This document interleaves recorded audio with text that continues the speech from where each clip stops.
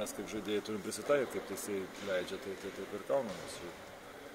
Kaip priekaištų nėra teisėjams, bet džiaugiamės, kad laimėjom.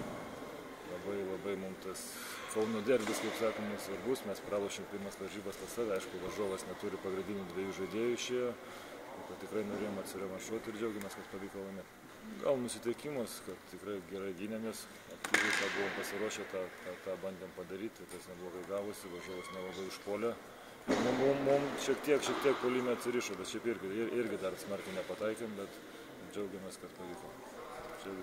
Kiekvienos varžybos mums kaip patirtis, naujos patirties sėmimasis, jaunimas žaidžia, stengiasi, kiek gauna kelios minutės, turi parodyti, kad nori ir mes nežiūrim, ar kilsim ar nekilsim, nes kiekvienas varžybos kaip pliofai mums ir mes taip turim nusiteikę kovoti kiekvienos varžybos.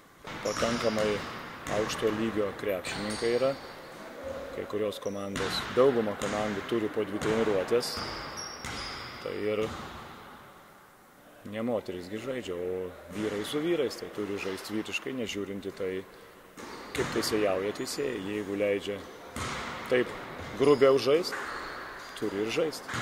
Ir ne tik aukštaūgė.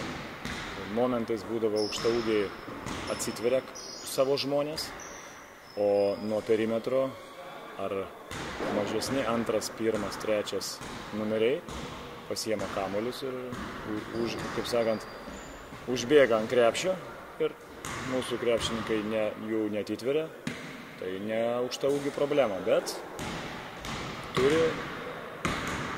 neturim to didelio žmogaus, kuris laisvai pasiimtų kamuolius, nežiūrint tai, kad netitvėrė mažesni žmonės.